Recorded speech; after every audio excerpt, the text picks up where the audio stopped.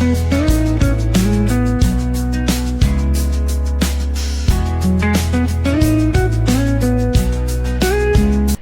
అండి, ఈరోజైతే full video నేను బోటీ ఫ్రై అయితే చేస్తున్నానండి. ఈ బోటీతో అయితే చాలా వెరైటీస్ అయితే చేశాను. అంటే బోటీ గోంగూర, బోటీ వంకాయ, మామిడికాయ బోటీ చాలా బాగా వస్తాయి. ఇప్పుడైతే కుక్కర్లో ముందుగా పసుపును కొంచెం ఉప్పు వేసేసుకొని ఒక 10 విజిల్స్ వచ్చాక ఆపేసుకోవాలండి.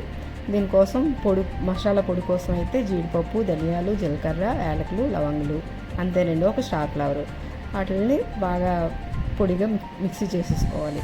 ఇప్పుడు నేను ఫుల్ బోటీలోని సగం బోటీ వేపుడు చేస్తున్నానండి. సగం వంకాయ బోటీ పులుసు అయితే చేశాను. అది అయితే చాలా బాగా వచ్చింది. అది కూడా నేను షార్ట్ వీడియో పెట్టాను. ఒకసారి మీరు నా ఛానల్లోకి వెళ్ళి ఆ షార్ట్ వీడియో చూడండి.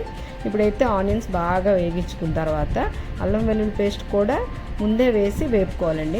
నేను మర్చిపోయాను అన్నమాట, అందుకోసం తర్వాత వేసాను. అది కూడా బాగా అల్లం వెల్లుల్లి పేస్ట్ వేగిన తర్వాత ఇప్పుడు ఈ బోటీ మనం సగం బోటీ తీసి ఉంచాం కదా, ఆ బోటీ వేసేసుకొని అందులో వాటర్ కూడా వేసుకుని ఇప్పుడు మనం ఉడికించుకున్న వాటర్ కూడా వేసుకుంటే చాలా టేస్ట్ వస్తుంది. అవన్నీ బాగా వేగిన తర్వాత ఒక స్పూన్నర కారం వేసుకొని బాగా వేపుకోవాలి. దాని తర్వాత నుంచి ఇంకా ఇప్పుడు మనం పొడి చేసి పక్కన పెట్టుకున్నాం కదా, ఆ పొడి కూడా వేసుకొని రెడ్ చిల్లీలు ఉంటే అంటే పండుమిర్చి ఉంటుంది కదండి, అది వేసుకుంటే చాలా బాగుంటుందండి టేస్ట్. అంటే ఆ పండుమిర్చి ఫ్లేవర్ వచ్చి వేపుడికి చాలా టేస్ట్ ఇస్తుంది అన్నమాట. అది కూడా వేసుకుంటే బాగుంటుంది. లేకపోతే మామూలు పచ్చిమిర్చి అని వేసేసుకోవచ్చు.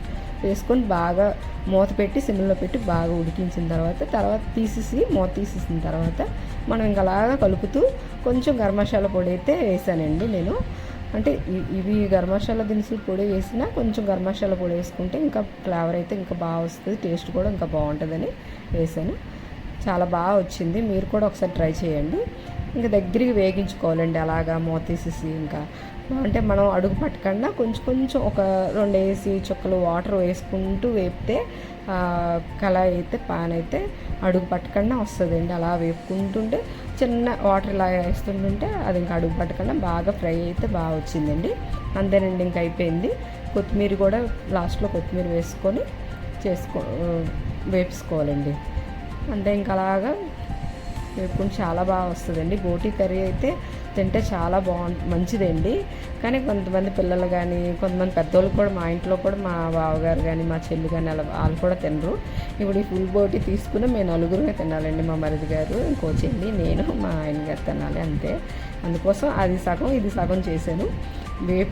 బోటీ వేపుడైతే చాలా బాగా వచ్చింది. నేనైతే ఇంకా కర్రీ కలుపుకొని అన్నం అంతా తినేసానండి.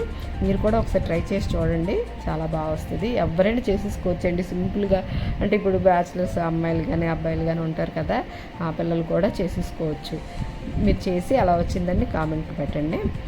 అంతేనండి. Bye guys, thank you.